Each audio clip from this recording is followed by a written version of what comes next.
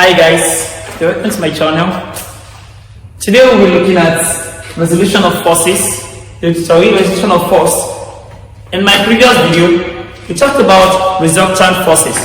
Simply means if I have two or more forces acting on a single particle, how do we find the resultant that is going to have the same effect as the other two or more forces that are taken together? Now, in my previous video, please, for those that are not watched that, you can return back to it, watch my previous videos for you to be able to understand this topic. Today we'll be looking at resolution. When we say resolution, simply means the process of splitting a single force into two components. Two of its other components. You know, in resultant force, we are bringing two forces together to form a single force. But in resolution, we want to resolve one single force into two components. Now let's take a look at something like this.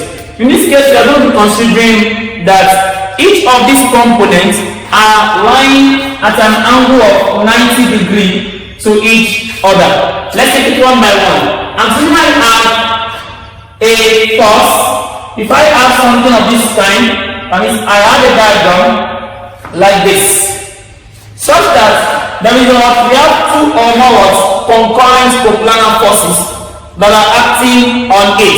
We can find the resultant. We can resolve this force into a single force. Take for example, for instance, if I have this force, okay, let me take this. I have this force F that is acting here. This force F is acting at an angle of theta to the horizontal. Then I can find the components of this force along these two axes. This force is going to have its components, one component along the y-axis, the other component along the x-axis. Now, let's find its components along both x and y-axis. If I drop down a perpendicular line to touch the x-axis, this line touches the x-axis at an angle of 90 degrees, which is perpendicular to this. Now, this thing is giving us, let's say, the components of this force F. In this place here, let's take it as what? Fy. While the component of force F along here, let's take it as what? Fx. Now, we can find the value of Fy and the value of what? Fx. How do we get it? Now, don't forget that only F is known. We don't know this and we don't know this. Now, if I consider giving me the opposites of this right angle triangle and hypotenuse, I can say that since sine of angle, sine theta equals opposite over hypotenuse, which is F. I can have that Fy equals to F sine of theta. This is the value of what? The component of force F along the y-axis is taken as Fy, while the component along the x-axis. We can also find that by using what? Cosine of the angle, cos of the angle because of what? Adjacent. Cos of the angle is equals to what?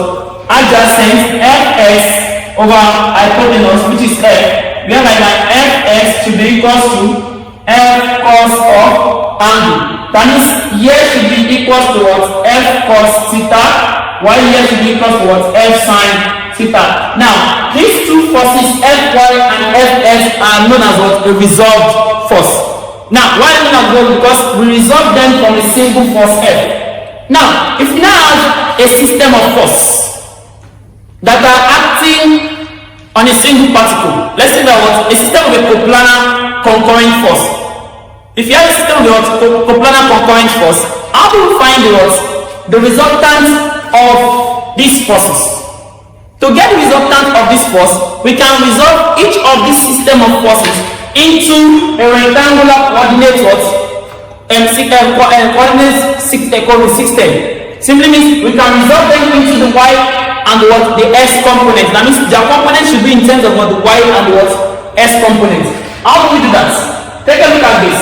Assuming I have another force that is acting here, is acting along this direction, then there is a force that is acting in this direction here. Let's take this force as F1. Now, the force that is acting here as F2, while my force that is acting here as F3. How do we find the resultant? Because sometimes we have to find the resultant of these forces. We have what? Force F1, force F2, and force what? F3. If force F2 is acting at an angle of theta 1 to the resultant, how do we find the resultant? The resultant can simply be gotten using this method. We are going to resolve each of the forces into their what? Component. Simply means we are going to resolve them into the x component and their what? Y components. Because each of these forces has components along these two axes, both x and y axes. So we are going to find out what? Their result components, that means along the two axes. Now, this is the result component for force F1. I can take this as F1 because this is my F1x. This is my what? F1y. Please note, in the process of resolving each of these forces into their components, the sign is very, very important because force is a vector quantity and every vector quantity must have direction. So the direction is what crucial in this topic here. Take a look at this. In position in what? If I have something like this and any distance towards the right hand side like this is always taken as a positive. That means along this axis, this is my positive x-axis. While this one is my what? Positive y-axis. This is my negative y-axis. While this one is my negative x-axis. Simply means if I'm measuring any distance downward, it is always negative. Any distance to my right is always positive. Distance upward is positive. Distance to my left hand is also what? Negative. Now, in finding the result component, we need to put all these signs into consideration in resolving it. Now, let's take it one by one. Now, if you check my force F1, both two components, this force is acting like this, according to the triangle of what? Vector. If the force have this component along the vector, then the resultant should move in such a way to form this. Look, this is my force Fx will be going towards the direction, and my force Fy moving upward to form this. Altogether. Now, in that case there, I can find the result component. My force F2, if I drop down a perpendicular direction downward, this is going to give me something like this. Since the direction of this force is along this direction, it simply shows that the components move in such a way that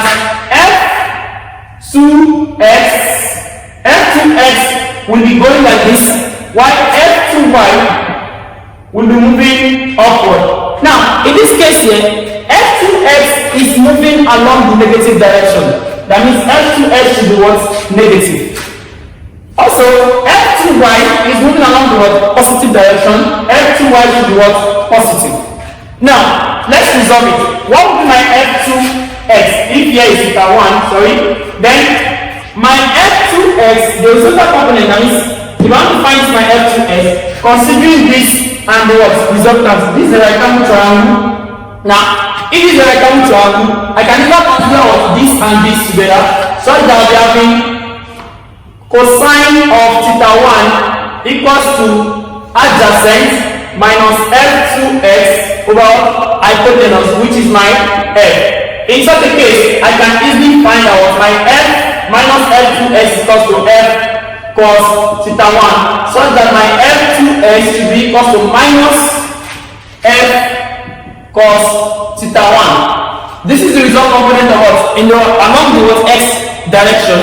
Now, along the y direction, I should be having sine of theta 1 to be equals to F2y all over F, such that I'll be having F2y will be equals to F sine theta 1. Now, this is my result x component of force 2, and this is my result y component of what? Force 2. Now, if you take a look at force 3, force 3 only have one resolve component. Why does it have what? A single resolve component? Because force 3 is only acting along the y-axis, and if a force is acting either along the y-axis, if it is acting along the y-axis, the x component of that force should be equal to 0. Why, if the force is acting along the x-axis, the y component of the force should be equal to 0. That means for force F3,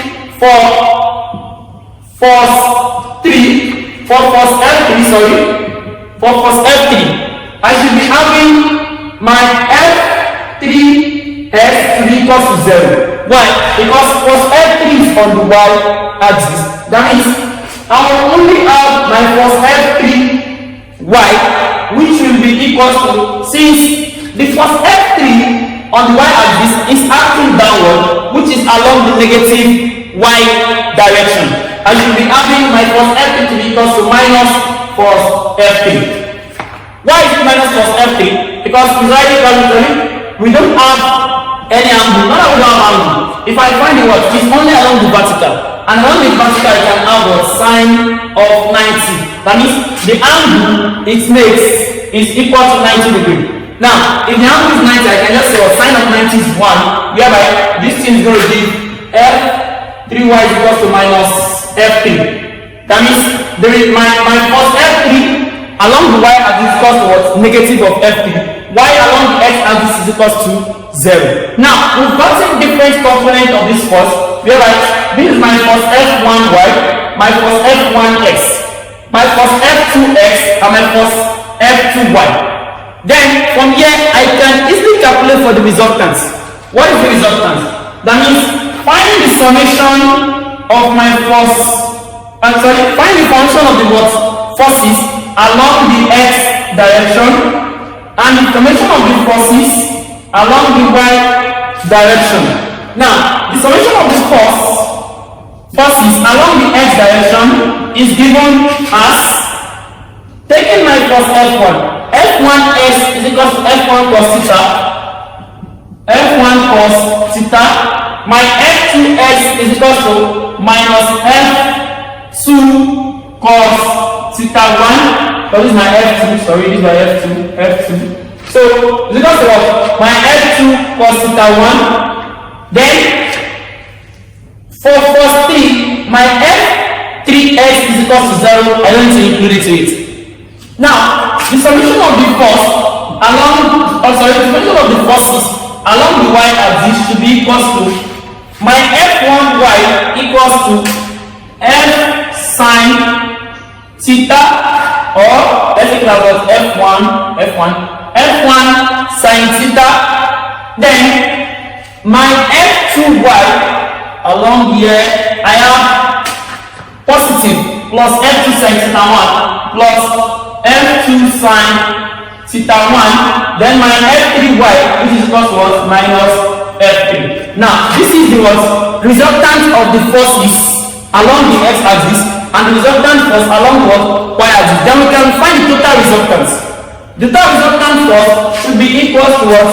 R, which is, since these two forces, both the what component, they are the number of 90 degrees. In my previous video, I explained something that was, if two forces are at an angle of 90 degrees, then the resultant should be equal to square root of p squared plus q squared. That means the two forces squared. Now from here, f of x is equal to, that means my resultant is equal to square root of summation of f of x into square plus summation of f of y into square. This is my resultant. Now, this is the magnitude of the resultant force. Now, don't forget that what? Every forces must have magnitude and direction. Then the direction of the force should be given with this. The direction of the force is tan of angle. Let's take that one. Let's assume that theta is the direction of the force. That means the direction at which the what? The resultant force make with the resultant. Now, if theta is the direction of the force, I can say that what tan theta is equal to summation of the force along y-axis over summation of the force along x-axis, so that theta will be equal to tan inverse of summation fy over summation fx. Thanks for watching my video. Please subscribe to my YouTube channel so that we can get more videos of this kind and more understanding. Thank you very much.